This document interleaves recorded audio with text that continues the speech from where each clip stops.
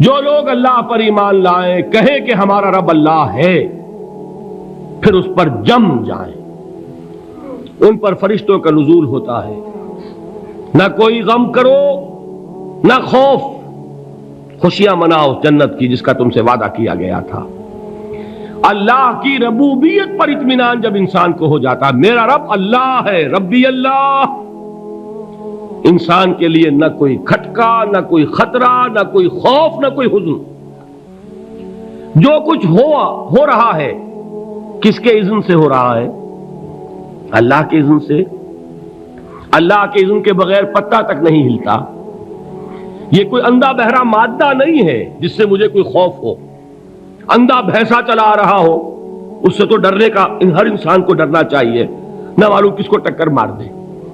لیکن نہیں، اس کائنات کو چلانے والا ایک سمیع و بصیر خدا ہے، وہ جو میرا دوست ہے، میرا ولی ہے۔ اللہ ولی الذین آمنوا یخرجہم من الظلمات الی النور۔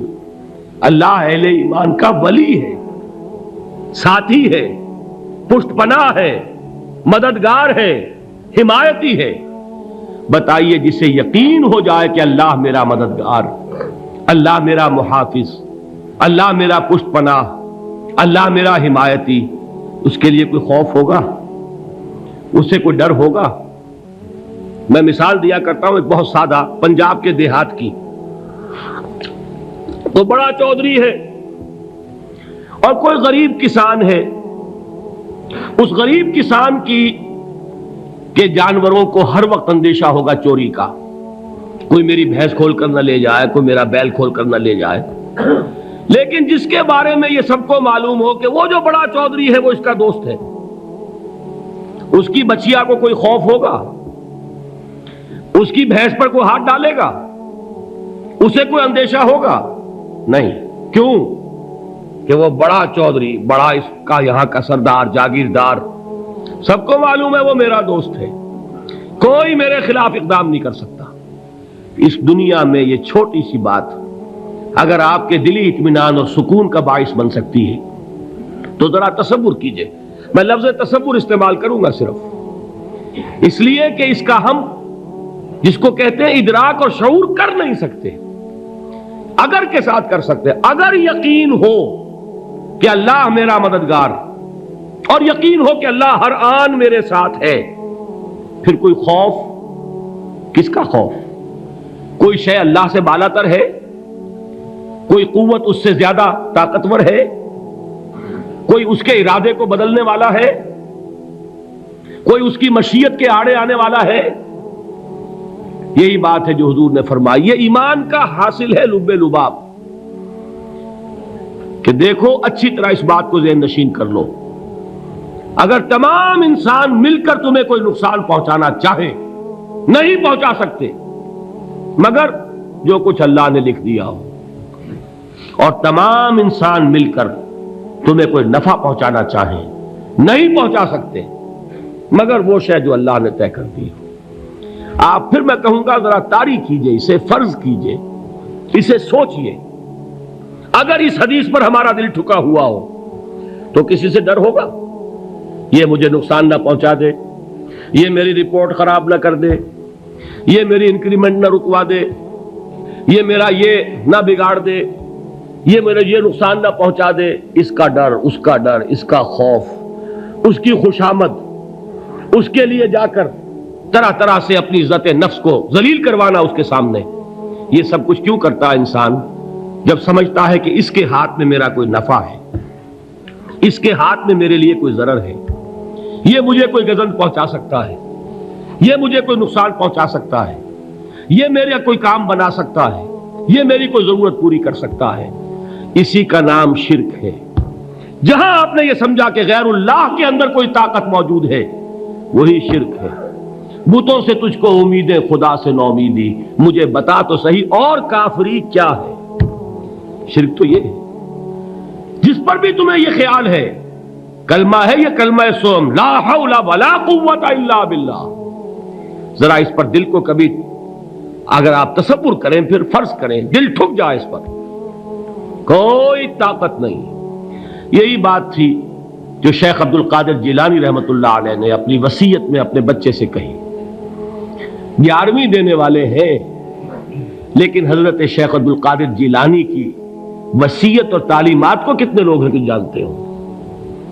یہ جن مقامات تک پہنچے ہیں وہ کس چیز کی بدولت پہنچے؟ انہوں نے جو پیغام دیا وہ کیا تھا؟ اے میرے بچے، جس طریقے سے قرآن مجید میں حضرت لقمان کی نصیحتیں جو ہے نقل کر دی گئی ہیں، میں یہ عرض کروں گا بالفرض اگر قرآن حضرت عبد القادر جیلانی کے بعد نازل ہوا ہوتا تو شیخ عبد القادر کی یہ نصیحتیں بھی قرآن میں درج ہوتی. اتنی اونچی نصیحتیں ہیں. اے میرے بچے، اس حقیقت کو ذہن نشین کر لے، لا فاعل فی الحقیقت ولا مؤثر الا اللہ. اس کائنات میں نہ کوئی فاعل حقیقی ہے نہ مؤثر حقیقی ہے سوائے اللہ کے. کسی شے میں کوئی تاثیر نہیں اگر اللہ نہ چاہے. آگ جلا نہیں سکتی اگر اللہ نہ چاہے. پانی ڈبو نہیں سکتا اگر اللہ نہ چاہے. زہر ہلاک نہیں کر سکتا اگر اللہ نہ چاہے. کوئی چیز فائدہ نہیں پہنچا سکتی اگر اللہ نہ چاہے. تو در در پہ کیوں سر جھکاتے ہو؟ در در پر کیوں جبیں سائی کرتے ہو؟ سب کے سامنے کیوں ہاتھ پھیلاتے ہو؟ ایک اللہ سے مانگو. ایک اللہ کے سامنے زمین پر اپنی جبین رکھو. لا فاعل فی الحقیقت ولا مؤثر الا اللہ. نظر آتا ہے ہمیں کہ پانی پیاس بجھا دیتا ہے. پیاس بجھانے کی صلاحیت پانی میں نہیں ہے، اللہ کے اذن سے. کھانا بھوک مٹا دیتا ہے. بھوک مٹانے کی صلاحیت کھانے میں نہیں ہے، اذن رب میں ہے. دیکھیے یہی یقین تھا. حضرت موسیٰ علیہ السلام کا واقعہ یاد کیجئے. سامنے سمندر آ گیا ہے، قوم دیکھتی ہے پیچھے کہ گرد و غبار کا طوفان ہے. معلوم ہوا کہ فرعون اپنے لشکر سمیت آ گیا ہے. لشکر جب چلتا تھا تیز رفتاری کے ساتھ تو گرد و غبار کا جو طوفان اٹھتا تھا اس کا تصور کیجیے. اور لمحہ بلمحہ وہ قریب آ رہا ہے. پوری قوم نے کیا کہا؟ اے موسیٰ انا لمدرکون. اے موسیٰ ہم کو پکڑے گئے. قرآن مجید نے تو یہاں وہ باتیں نہیں لکھی ہیں، لیکن تورات میں یہ درج ہے کہ بنی اسرائیل جھگڑنے لگے، دست و گریبان ہو گئے موسیٰ کے ساتھ. موسیٰ ہمیں یہاں مروایا لا کر، اس سے تو ہم ہی بہتر تھے. وہاں کھانے کو ملتا تھا، زندگی تو تھی، بیگار ہم کر رہے تھے، موت تو نہیں تھی. اب جو کچھ ہوگا اس کا تصور کرو، جس طریقے سے ہمارے ٹکڑے اڑائے جائیں گے. تو لڑ رہے ہیں حضرت موسیٰ علیہ السلام سے. یہ تورات کی تفصیل ہے. قرآن میں صرف اتنا آیا ہے، پریشان ہو کر انہوں نے کہا انا لمدرکون. موسیٰ ہم تو پکڑے گئے. اس وقت موسیٰ کا جواب کیا ہے؟ کلا ان معی ربی سیہدین. نہیں، میرے ساتھ میرا رب ہے، وہ راستہ دے گا. بتائیے کہاں راستہ نظر آ رہا ہے؟ یہ ہے ایمان بالغیب. راستہ نظر نہ آئے تب اللہ پر یقین ایمان ہے. جیب میں پیسے ہوں اور تب دل کو اطمینان ہے تو ایمان کس پر ہوا؟ پیسے پر، اللہ پر نہیں. جب وسائل و ذرائع نہ ہو اور پھر یقین ہو کہ اللہ مسبب الاسباب ہے، وہ اسباب کا پابند نہیں ہے، وہ اسباب کا محتاج نہیں ہے، اسباب اس کے محتاج ہیں. اگر یہ یقین ہے تو اللہ پر ایمان ہے. یہ نہیں ہے تو تمہارا ایمان اسباب پر ہے، وسائل پر ہے، ذرائع پر ہے، مادیات پر ہے، اللہ پر نہیں. اس وقت کہاں راستہ تھا؟ کوئی راستہ تھا؟ سمندر ہے اور ادھر سے لشکر آ گیا ہے. کلا ان معی ربی سیہدین. اب دیکھیے ایمان کہہ دینا آسان ہے، ہوا معکم اینما کنتم. جہاں کہیں بھی تم ہوتے ہو اللہ تمہارے ساتھ ہوتا ہے. لیکن اس کا یقین قائم ہو جائے تو زمین و آسمان کا فرق واقع ہو جائے. یہی بات ہوئی حضور کے ساتھ. غار ہے، چھپے ہوئے ہیں محمد الرسول اللہ اور آپ کے وہ یار غار ابو بکر صدیق رضی اللہ تعالی عنہ. اقبال نے حضرت ابو بکر کی شان میں چند اشعار کہے صرف، لیکن واقعہ یہ ہے کہ بھاری بھاری نظموں پر اور قصیدوں پر بھاری ہے. طویل ترین نظمیں اور قصیدے ہوں ان پر بھاری ہے. ہمتیں ابو بکر کی ہمت جو ہے کشت ملت را چو ابر، جیسے بارش سے کھیتی اپجتی ہے، ابو بکر کی ہمت اور عزیمت اس امت کو اسی طرح سینچنے والی ہے۔ ثانیے اسلام و غار و بدر و قبر، وہ دوسرے تھے اسلام میں، دوسرے پہلے کون تھے؟ انا اول المومنین، حضور فرماتے ہیں سب سے پہلا ایمان لانے والا میں، دوسرے ابو بکر۔ ویسے ہمارے ہاں یہ چلتا ہے اختلاف، حضرت علی پہلے ہیں کہ حضرت ابو بکر پہلے ہیں، لیکن اس میں بڑی خوبصورت تطبیق قائم کی ہے علماء نے، اور بہت صحیح ہے۔ چار کے بارے میں فیصلہ ہی مت کرو کہ کون پہلے ہے، ان کی ایک عجیب تقسیم کر دی ہے۔ آزاد مردوں میں، بالغ مردوں میں سب سے پہلے ابو بکر، بچوں میں سب سے پہلے علی، خواتین میں سب سے پہلے خدیجہ، اور غلاموں میں سب سے پہلے زید ابن حارثہ۔ بڑی پیاری تقسیم ہے، یہ چاروں ہی پہلے ہیں، ہر ایک کے لیے اولیت ہے۔ اور واقعہ یہ ہے کہ اگر زمانی اعتبار سے تعین ہوگا تو پہلے خدیجۃ الکبریٰ آئیں گی رضی اللہ تعالی عنہ، کسی اور سے بات کرنے کی نوبت بعد میں آ سکتی ہے، پہلے تو اہلیہ محترمہ سے بات ہوئی ہے، آتے ہی پہلی وحی ہوئی ہے، ابھی تبلیغ کا حکم نہیں تھا، کس کو بتایا واقعہ؟ ابھی اپنی نبوت کی تبلیغ کا تو حکم ہی نہیں آیا، واقعہ کس کا ہے؟ وہ خدیجہ کا ہے۔ جب کہا ہے کہ خشیت علی نفسی، مجھے اپنی جان کا اندیشہ ہے، تو کیا جواب دیا خدیجہ نے رضی اللہ تعالی عنہا؟ وہ صدیقۃ الکبریٰ ہے، صدیقات جو ہے خواتین ان میں چوٹی پر خدیجۃ الکبریٰ ہے رضی اللہ تعالی عنہا، اور صدیق جو مرد ہیں ان میں صدیق اکبر ہے ابو بکر صدیق رضی اللہ تعالی عنہ، لیکن صدیقات میں چوٹی پر۔ جب حضور نے فرمایا خشیت علی نفسی، کیا فرمایا؟ کیا عرض کیا؟ کیسے تسلی دی؟ نہیں نہیں، اللہ آپ کو ضائع نہیں کرے گا، آپ غریبوں کے ہمدرد ہیں، آپ مساکین کے تکالیف رفع کرنے والے ہیں، آپ بیواؤں کی سرپرستی کرتے ہیں، آپ مسافروں کی خدمت کرتے ہیں، اللہ آپ کو ضائع نہیں کرے گا۔